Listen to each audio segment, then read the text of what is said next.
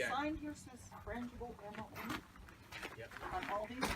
Yeah. So if you're gonna shoot rifle ammunition, most all this is all frangible ammunition. So on paper, we don't require frangible ammunition, just because it goes into the berm. Okay. But anything that hits steel, anything that has an ability to ricochet, then we certainly put frangible ammunition. Anything that's 150 yards and in with a rifle, we require frangible ammunition.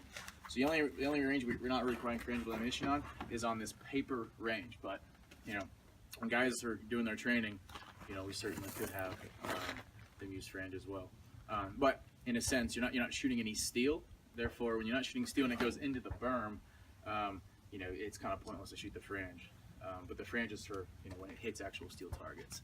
So this is basically what we put up on there.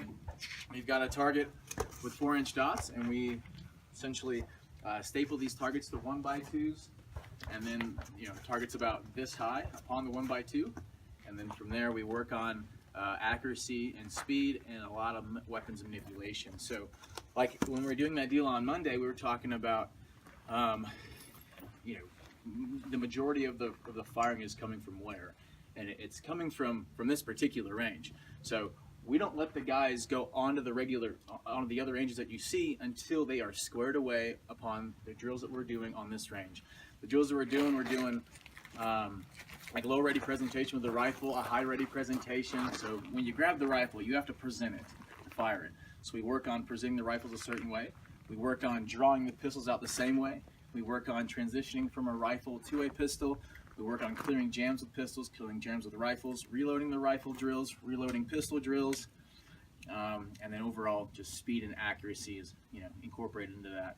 So that may not sound like a whole lot, but it certainly takes at least a day of a military group that comes down here is training, and we do it on this range here. So what'll happen is you've got a guy, depending on the class, there's typically 2 guys per bay. Just depends on the size of the class though, but the majority of the rounds are spent on this range. Now that being said, this is a clear shot to town. So, the mitigation of noise from here to there is not a whole lot. As you can see, that range down there, it goes down. And the berms from shooting down there are pretty tall, maybe 15 to 20 feet. But from up here, that sound travels towards town. And so this range is a lot of the problem. And if we can take a berm, or not a berm, I'm going to call it, like a 15-foot tall, essentially piece of 10, and to be able to just plaster those pieces of 10 up with posts, and then make a barrier in between, maybe 3 feet or so of gravel, and then put another some more posts in, with some more 10, and then just basically build a wall from that post all the way to the berm about 15 feet tall, and that would quiet a lot of the noise that we're making up from this range. So this is the already permitted range. However, this is the majority of the noises is right here. You can also, we're going to spray in some styrofoam into the ceilings, which quiets the noise as well. So that would be huge. But this is one of the main mitigation noises right here. We spend, for a team, we spend the majority of our time right here. So like I said, it's an easy day of just manipulation of fundamentals on this range, but we come back to the range to tighten their fundamentals up all the time. So if I see some stuff getting sloppy on the regular ranges, we'll come back here and do some drills to tighten them up, and we'll go back to the regular ranges again. And so we're always coming back to this one. And this is, like I said, I'll have guys say, all right, this is the drill we're going to work on, guys. Let's break into pairs, a pair here, a pair there, a pair there, and a pair there. And so you've just got constant fire on this range. And most of the other ranges that you're going to see, it's one particular shooting position, firing down range, with minimal guys being able to shoot it at the same time. This one, we open it up to the whole class, and they just keep going. So, Houston, and sorry if it's a naive question, but is it possible to silence the weapons that you're using?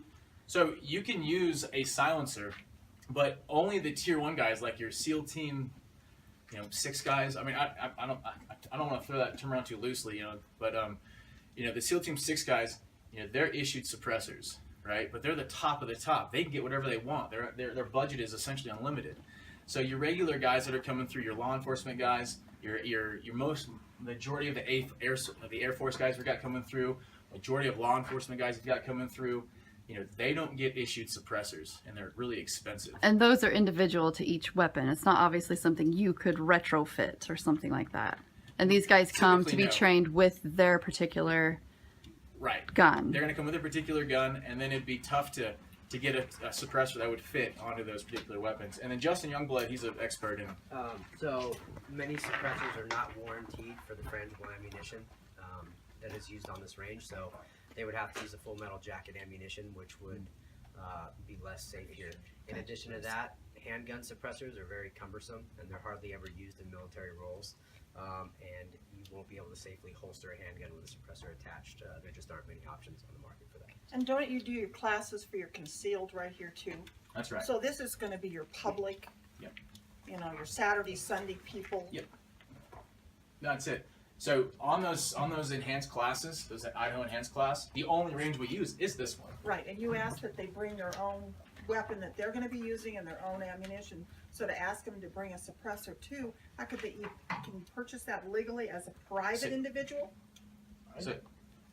It's a long drawn out process, and it's Yeah. expensive. See, so, It'd be impractical, and they wound up jamming the weapons more, and you gotta keep them super clean. Matter of fact, probably after every 100 rounds, your autos quit working. And like Justin said, they don't make holsters. I mean, you don't have concealed weapons with a big old silencer on it, and the whole deal. so you think that doing a barrier would help Yeah. decibel wise in the way that is? We did a little bit of testing. We had very little time. I think Houston called me either Friday or Saturday, and I wasn't even able to get out here until Monday.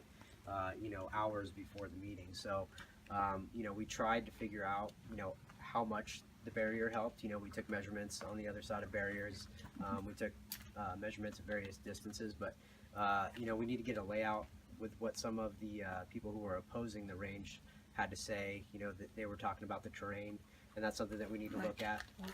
So, On 165 at the muzzle, right? 165 decibels. Right. What would you say, on your knowledge, if we built the wall on the other side of it, just a rough estimate, what would that knock it down? Because right now you're getting 165 going straight out. well, you're getting 165 just a few feet from the muzzle, left of the muzzle, and so essentially what happens is it actually gets louder before it gets quieter.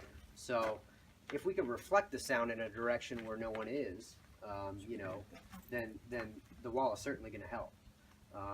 So I can't really say, without doing a little bit more testing, how many decibels the wall is gonna help, but it's certainly gonna reflect the sound in that direction. When you did testing on Monday, did you shoot and then go behind a berm Yes. and shoot? And what would you get here? Behind the berm, Yeah. we'd get, I believe with handguns it was significant. With rifles, we're talking about about 15 decibel difference between standing to the left of the muzzle and standing in the direction that the rifle was firing, but on the opposite side of a berm. So 15 increase or decrease? decrease. So So right now we could, just by the wall, you could decrease it by 15 just right away, if not more. Right. Having it deflect Because it that way. Yeah. So And he did do a decibel check at 300. It was around 60. Well, yeah, and that was the other thing. Where the site of the proposed range is going to be, there are no berms built yet. I mean, there are in some places, but in some of the places we did testing, there are no berms in place yet. So from basically the reference point of where the firearm is being fired, I don't remember the exact distance away. But we kind of took measurements in increments of 50 yards in as straight a line as possible. And one of the things that Justin, who is also Justin, who's Houston's administrative guy, the parameters that we tested were the Idaho Statutes Title 67, Chapter 91, Outdoor Sport Shooting Range Act. And so we tested within those parameters, and the nearest occupied dwelling from the range is where we started to conduct the tests, or we moved out gradually to that, and we were below the 64 decibel requirement before we even reached the home, before we even left the property. So and again, there were no berms built yet, so there was nothing there to mitigate the sound yet. So, but that's what we found on Monday. So. Now, the frangible ammunition is here. I mean, people don't bring that. Yeah, You distribute it. We distribute the frangible ammunition, and so from here, like we don't require the frange on this range because it's not steel; it's just the berm, right? But I make sure everyone downloads magazines, and I make sure that when they download the magazines, then they're gonna load their magazines at the next range they get to with frangible ammunition. So when they get to these next ranges, they don't have any in their magazines, the ammunition stationed there, and they load them at that that particular spot. Sometimes we'll load them before they go, but most of the time the range is already preset. Hey guys, we're gonna go to this range now. The ammunition is there for you, and there's not a mix up there at all. Yeah. Any other? But this is as far as the public concealed goes. It's right here. Yeah. So if there's a public-private class, or like I say, my open public 2-day or mainly just open public 2-day classes, we'll shoot this range for 1 day, and then we'll go to the range for the next day. So everything we learned on here, we're going to the actual ranges to drive that home into the mechanics, into their shooting. But that enhanced concealed weapons permit class, the one that we've done 2,200 people, it's all on this range. We don't leave this range. I can do a demonstration of the frange if you guys want to see it. No, we saw that on the video. I was gonna say, that was on the video. Yeah. Okay. Usually you want to show them what some of the ranges are about here? Yeah, I wanted to walk around a little bit to show you guys. So come on, we'll go to this one first.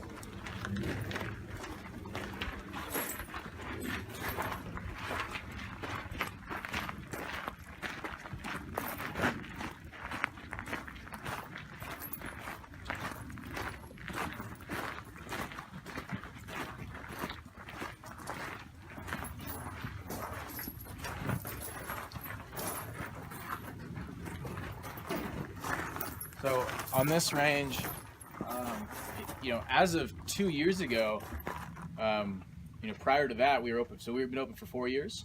The first 2 years, we didn't require anything. Like there was no requirements on frangible ammunition, and so to reduce all some of the ricochets, we required all of it for rifle. So when that frange hits the rifle targets, it's like the frangible ammunition is like a compaction of sand. When it hits, as it dissipates, as you guys saw in the video.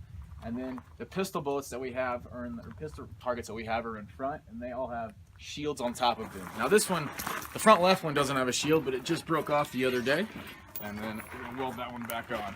But those bullet catches, they're significant. So when that bullet, if it gets hit, like if the top of this target gets hit here, the bullet hits the top of the ricochet barrier, and it sends it down, and then from there it goes into that berm.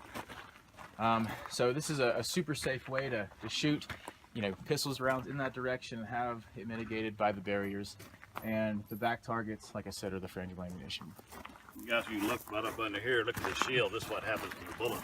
It hits right here, and that would all be ricochets leaving the range. We're trapping them in, and this is something we did just as our own requirement. Somebody going up down the river don't hear that little deal. We do anything facing this way. We got shields on it like that when we shoot normal bullets. That was brought up in the meeting, and that's why we were, 2 years ago we said, gotta fix it. We got to mitigate what's going on. So we got these shields up there, and for 2 years we've been good to go. And the volume that we've shot, for 2 years is significantly greater than the volume that we shot for the first 2 years. So it definitely proved for the better. Is the river over there? Yeah. It's Hagerman. I'm lost. I don't Yeah. Everything's in a circle down here. Well, should we go to the next one? These all